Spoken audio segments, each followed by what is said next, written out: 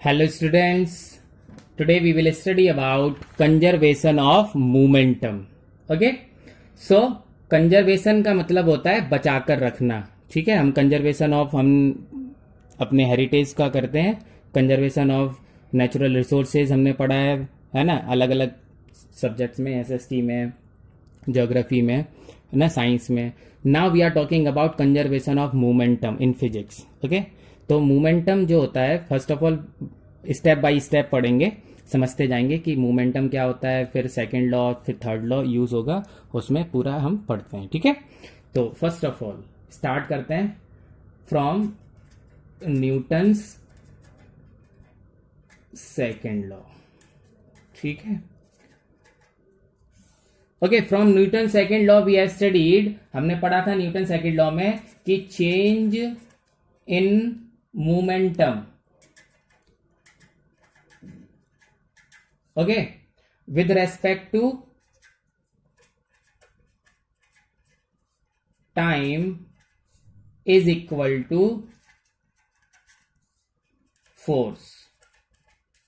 ठीक है, या तो हम बोलेंगे the rate of change in momentum, तो फिर विद रेस्पेक्ट टू टाइम नहीं लिखेंगे क्योंकि रेट लगा दिया हमने. हम जब रेट स्टार्टिंग में लगा लेते हैं, rate of change of momentum is directly proportional to force is equal to force, या फिर हम बोल रहे हैं change in momentum with respect to time is equal to force. तो इसको लिखेंगे कैसे, force is equal to change in momentum. Change क्या, ये जो डी है यहाँ चेंज के लिए है. ठीक है, in momentum upon time with respect to time, या फिर इसको लिख सकते हैं momentum 2 minus P1 upon T, जहां पर P2 जो है वो है फाइनल मोमेंटम, फाइनल मोमेंटम. ठीक है, और P1 क्या है, इनिशियल मोमेंटम. ठीक, as the definition we have studied, momentum is equal to mass into velocity. तो फाइनल मोमेंटम मतलब m into B, final velocity. Initial momentum मतलब m into u, initial velocity. ठीक है, इतनी बात समझ में आ गई थी हमें, पहले हमने सेकंड लॉ में पढ़ा है. ठीक है, अगर if f is equal to zero, अगर फोर्स जीरो है, ठीक है, तो that means what, zero is equal to P2 minus P1 upon T. ठीक, तो T इधर मल्टीप्लाई होगा, वो भी जीरो हो जाएगा. That means what, zero is equal to P2 minus P1. तो इसका मतलब हुआ P2 is equal to P1. ठीक है, तो इसको बोल सकते हैं इफ नो फोर्स, क्योंकि force is equal to zero ना, कंडीशन लिया हमने ये. लेट सपोज कि अगर फोर्स जीरो है तो P is equal to P1 होगा. कैसे होगा वो अभी हमने करके देखा. तो अगर if no force act, okay, on the body, ठीक है, then its final momentum P2, final momentum, okay, is equal to initial momentum. If no force is required, if अगर कोई फोर्स एक्ट नहीं कर रहा है तो फाइनल मोमेंटम हमेशा इनिशियल मोमेंटम के बराबर होगा. ठीक है, ये तो था न्यूटन सेकंड लॉ. ठीक, अब हम पढ़ेंगे कंजर्वेशन ऑफ मोमेंटम. ठीक है, now what is conservation of momentum.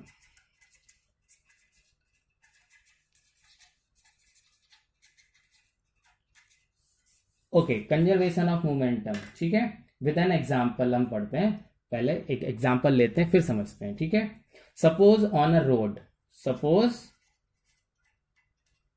On a road, किसी एक रोड पर सपोज कर लीजिए. ठीक है, अ फास्ट मूविंग ट्रक, एक ट्रक है, ट्रक, एक बहुत तेजी से चलने वाला ट्रक एक खड़ी हुई कार में टक्कर मार देता है, तो टक्कर हो गई. देखना, ये ट्रक है, ये कार की टक्कर हो गई. अब क्या होगा, ट्रक की स्पीड कम हो जाएगी और कार की स्पीड बढ़ जाएगी. होता है, बहुत बार होता है. हम अपने आगे वाले को धक्का मारते हैं तो हमारी स्पीड कम हो जाती है और आगे वाले की बढ़ जाती है. ठीक है, ये हमने एक कंडीशन ली है, let suppose on the road अगर fast moving truck hits a car, stationary car, रुकी हुई कार को टक्कर मारता है, तो कार चलने लग जाएगी और ट्रक की स्पीड कम हो जाएगी। इतनी बात समझ में आ रही है सबको? ठीक है, चल क्या होता है, तो होगा क्या, तो लिख देते हैं a fast moving truck when hits a car. ठीक है, तो उसकी वजह से क्या होगा, ड्यू टू विच, ठीक है, स्पीड ऑफ ट्रक क्या होगी, डिक्रीज, और स्पीड ऑफ कार इंक्रीज। ठीक है, ठीक है, ओके। तो अभी आप सोचिए, मोमेंटम जब आपने पढ़ा है, मोमेंटम क्या होता है, मास इनटू वेलोसिटी। तो कार का और ट्रक का मास तो बराबर रहेगा, वो तो चेंज नहीं होगा, टक्कर लगने से पहले भी और टक्कर लगने के बाद भी।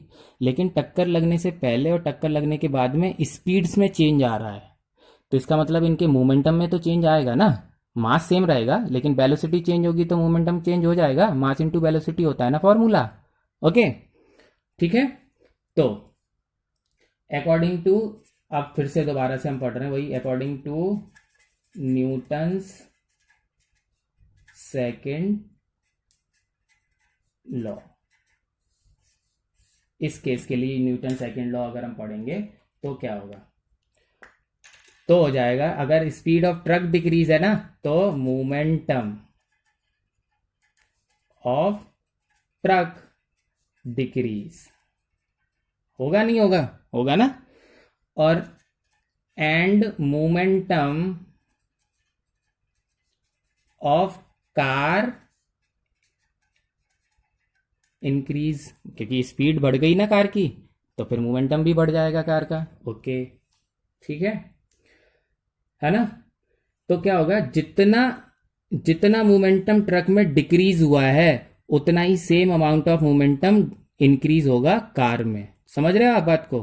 तो the amount of momentum decrease in truck, truck के अंदर जितनी स्पीड कम होगी उतना उसका मोमेंटम कम होगा, जितना मोमेंटम कम होगा उतना ही the same amount of momentum will increase in car.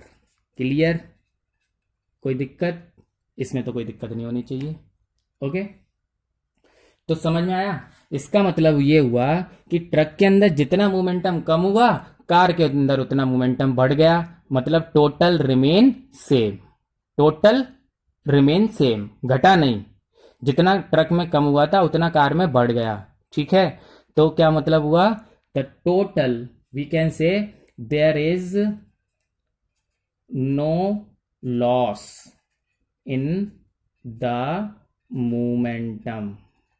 Momentum के जो मोमेंटम है, ठीक है, there is no loss in the momentum after collision. Collision मतलब टक्कर, जो टक्कर हुई है कार की और ट्रक की, कार के है ना। देखो अब फिर से समझो, एक फास्ट मूविंग ट्रक ने कार को टक्कर मार दी, ठीक है, जिसकी वजह से ट्रक की स्पीड कम हो गई, कार की स्पीड बढ़ गई। अगर न्यूटन सेकंड लॉ के हिसाब से बोलेंगे इस बात को, तो बोल देंगे कि मोमेंटम ऑफ ट्रक डिक्रीज हो गया और मोमेंटम ऑफ कार इंक्रीज हो गया। ठीक है, हम पढ़ रहे हैं कि the amount of momentum decrease in truck, जितना मोमेंटम ट्रक का डिक्रीज होगा same amount will increase in car, उतना ही same amount of momentum car में बढ़ जाएगा। तो total there is no loss in the momentum. जितना 10 रुपए मेरे पास से कम हो गए और आपके पास बढ़ गए तो कोई लॉस नहीं हुआ, मतलब कहीं गए नहीं, मेरे घटे आपके बढ़ गए, ट्रक का घटा कार का बढ़ गया, लॉस कहीं नहीं हुआ। ठीक है, टोटल रिमेन सेम।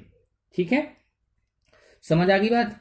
तो अब डेफिनेशन बन जाएगी इससे, इस पूरे जो इतना समझ में आया उससे अब डेफिनेशन आ जाएगी यहां पर। ठीक है, उस डेफिनेशन को लर्न करना है। क्या है definition? The total momentum, okay, of a system, the total momentum of a system of bodies. bodies यहां पर कौन कौन थी, एक कार था और एक ट्रक था, क्या रहेगा उनका, रिमेन कांस्टेंट, कांस्टेंट मतलब फिक्स्ड, नो चेंज, कांस्टेंट मतलब नो चेंज, ठीक है।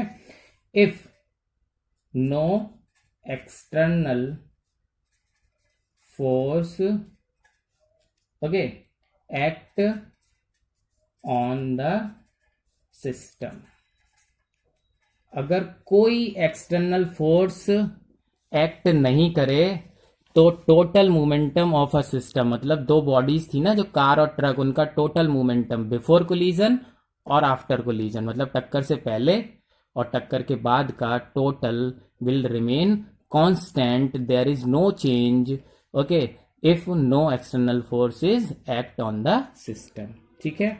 And this is the definition for conservation of momentum.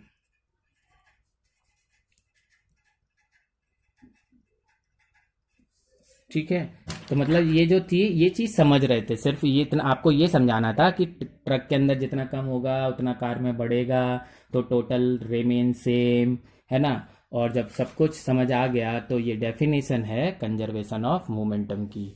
इसका मतलब हुआ कि total momentum before collision and after collision will remain same, ठीक है। ये लर्न करना है आपको, ठीक, okay. Now we will do the mathematical expression. अब हम एक डेरिवेशन पढ़ेंगे, derivation of conservation of momentum.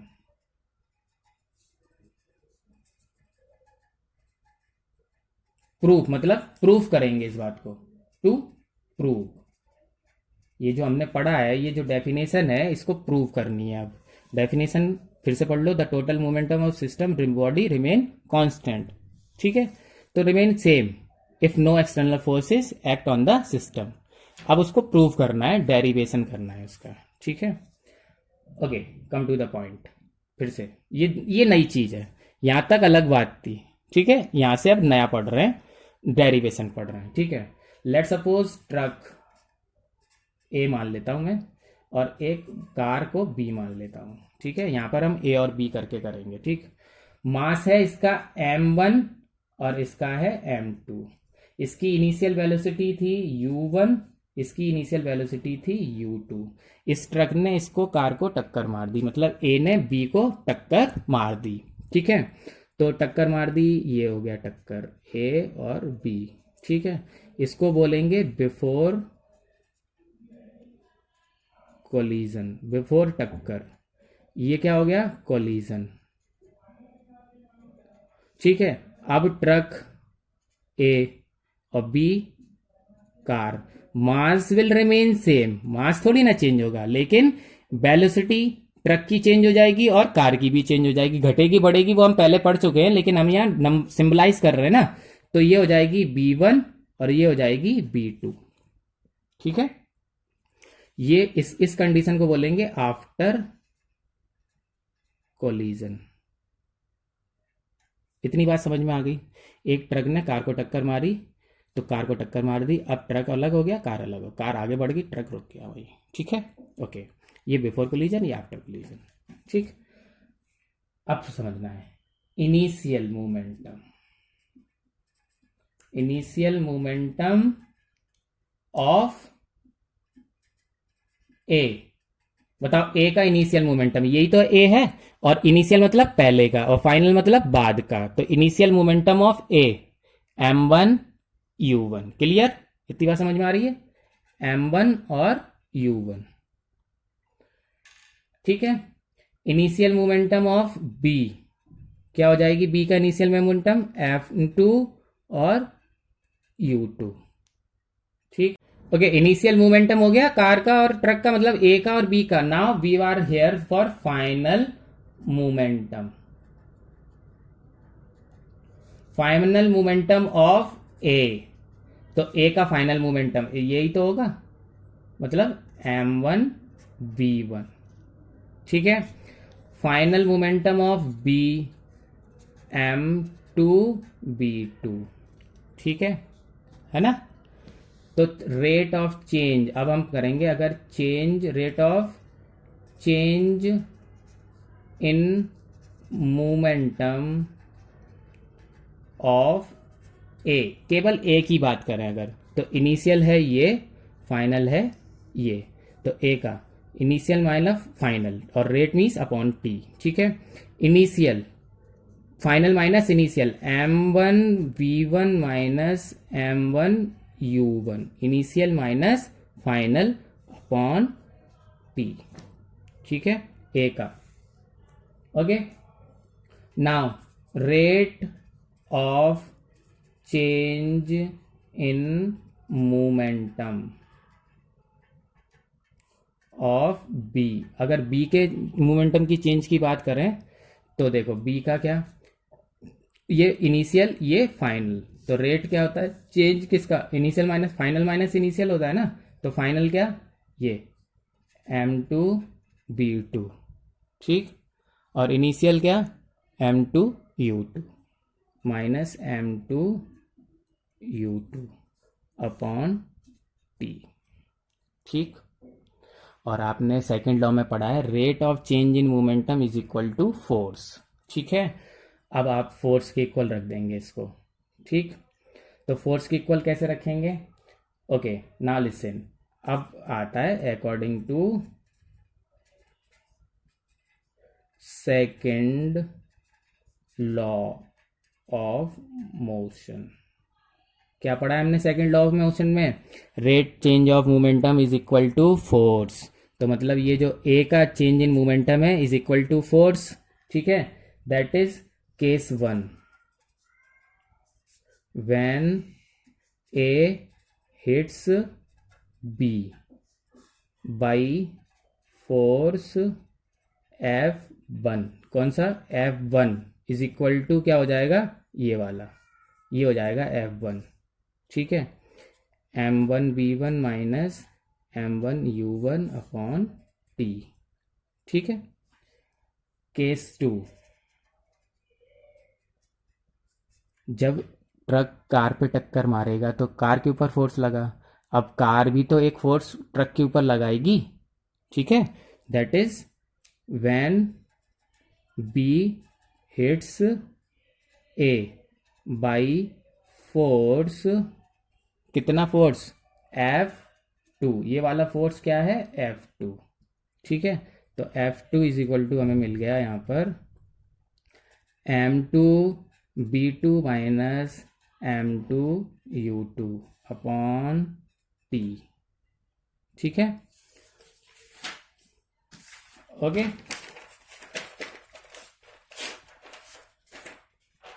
Now see, Newton's third law में क्या पढ़ा था हमने,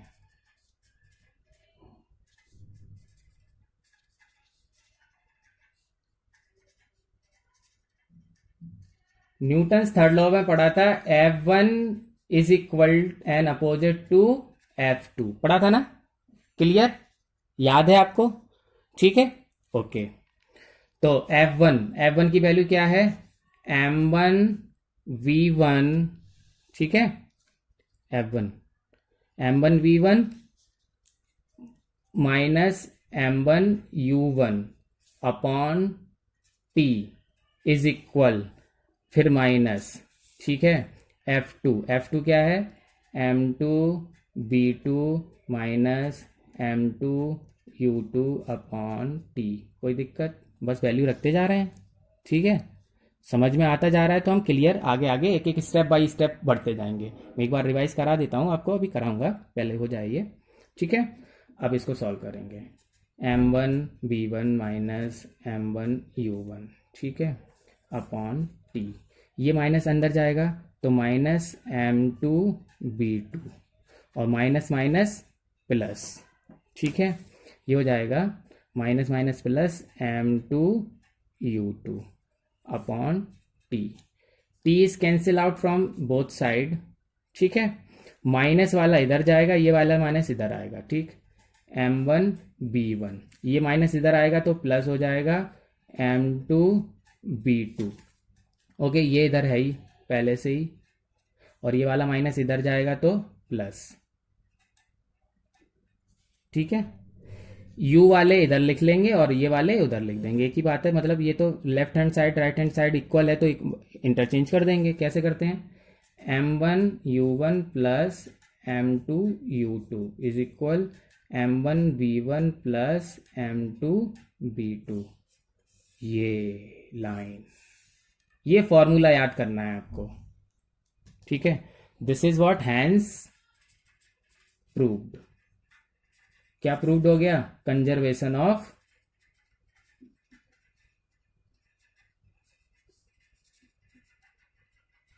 मोमेंटम। ठीक है, conservation of momentum proved. Okay, समझना है, चलो एक बार और समझाता हूं, है क्लियर। देखो फिर शुरू से, derivation of conservation of momentum. हमने एक ए लिया और एक बी लिया। ए मान लीजिए बड़ा ऑब्जेक्ट है, टी ट्रक है, और बी कोई छोटा ऑब्जेक्ट है, कार है। ठीक है, mass m1 m2। Okay, initial velocity u1 u2, final velocity v1 v2, mass तो सेम रहेगा। ठीक, okay. Before collision, after collision, initial momentum A का m1 u1, initial momentum B का m2 u2। ओके, फिर आता है फाइनल मोमेंटम। तो final momentum of A m1 b1, final momentum of B m2 b2। Okay, यहां तक हो गया। जब इनिशियल और फाइनल मोमेंटम हमें पता चल गया तो अगला स्टेप क्या है, चेंज इन मोमेंटम, मतलब फाइनल माइनस इनिशियल। तो हमने क्या कर दिया, rate change of momentum of A के final minus initial, final minus initial with respect to time, rate लगाया ना तो with respect to time. Rate change in momentum of B, तो बी का निकाल लिया, क्या बी का फाइनल माइनस इनिशियल। तो फाइनल ये रहा और इनिशियल कौन सा है, ये रहा, m2b2 माइनस m2u2 हम निकल लिया। ठीक है, okay. According to second law, अगला स्टेप हो गया, जब हमें चेंज ऑफ मोमेंटम पता चल गया तो अगला है स्टेप कि न्यूटन सेकेंड लॉ में हमने पढ़ा है कि हमें change in momentum is equal to force. तो okay, second law of motion, ये जो चेंज इन मोमेंटम है ये हो गया F1, ये चेंज इन मोमेंटम हो गया F2। ठीक है, Newton second law. Okay, Newton third law हमने पढ़ा है कि F1 जो है वो equal and opposite of F2। तो F1 की वैल्यू ये रही, F2 की वैल्यू ये, माइनस का साइन लगा के, माइनस अंदर मल्टीप्लाई करेगा तो ये चेंज हो जाएंगे, माइनस वाला इधर लाना है, ये वाला माइनस उधर ले जाना है तो प्लस हो जाएगा। टी से टी कैंसिल हो गया, ये माइनस इधर गया प्लस, ये वाला माइनस इधर आया प्लस। ये वैल्यू इसके इक्वल है, जब ये स्टेप इसके इक्वल है तो इसको इधर लिख देंगे।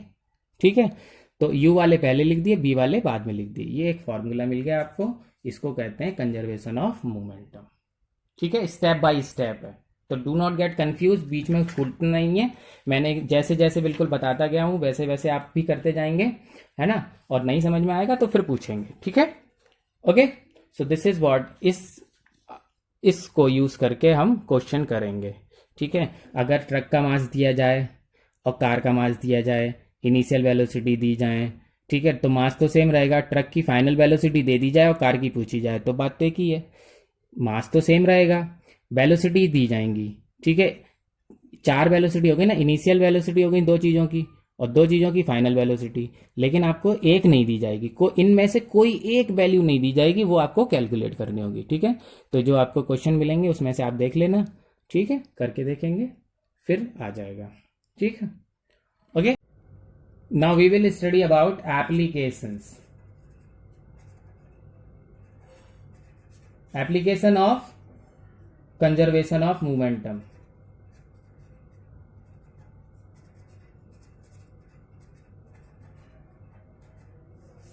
देखो, ठीक है, तो जैसे हम 2 ऑब्जेक्ट होते हैं ना, जैसे कार और ट्रक था, ए और बी लिया था हमने, अब हम ले रहे हैं गन एंड बुलेट। ठीक, एक गन ले रहे हैं,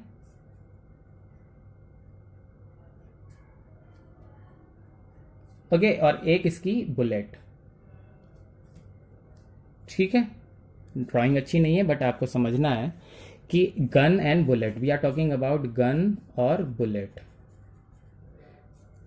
जब गन के अंदर बुलेट है और हमारे हाथ में है तो देखो गन भी रुकी हुई है और बुलेट भी रुकी हुई है, ठीक है, समझ में आ रहा है। Initial velocity of gun is 0, initial velocity of bullet is 0, ठीक है। और फॉर्मूला क्या है हमारे पास, ये इनिशियल वेलोसिटी ऑफ, ये देखो ये गन है, लेट सपोज m1 गन है और m2 बुलेट है, तो इनिशियल वेलोसिटी ऑफ गन 0, ये भी 0 हो गया। Initial velocity of bullet is 0, bullet ये भी 0 हो गया, ठीक है। तो मतलब initial momentum of gun and bullet is 0 in case of gun and bullet, ठीक है। तो जब गन और बुलेट की बात कर रहे हैं तो इनिशियल वेलोसिटी ऑफ गन, क्योंकि वो हमारे हाथ में रुकी हुई है, चल नहीं रही, गन नहीं चलती है और ना बुलेट अभी चलाई नहीं है हमने, ठीक है। तो गन एंड बुलेट क्या होगी, 0, ठीक। तो ये जो फॉर्मूला था हमारे पास m1u1 plus m2u2 is equal to m1b1 plus m2b2, ठीक है। तो ये 0 और ये 0, मतलब ये होल 0, ठीक। अब क्या है m1b1 प्लस m2b2, ये कौन है, मास ऑफ गन, ठीक है। मैं इसको गन कर देता हूं, velocity of gun, mass of bullet, velocity of bullet, ठीक। अब ये चीज इधर ले जाएंगे तो क्या हो जाएगा, mass of gun bullet velocity of bullet is equal to mass of, यहां माइनस है, ठीक है, माइनस इधर नहीं, यहां लगाते हैं, minus of gun and velocity of gun, क्योंकि देखो दोनों पॉजिटिव है ना, एक इधर जाएगा तो नेगेटिव हो गया, ये वाला इधर गया, ठीक है, नेगेटिव हो गया, ठीक, ओके।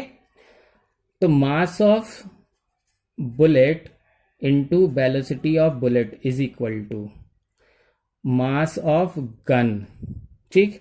जो वेलोसिटी ऑफ गन है with minus sign, minus sign मतलब अपोजिट डायरेक्शन में, जब आप बुलेट चलाते हो तो बुलेट आगे जाती है और गन पीछे, ठीक है।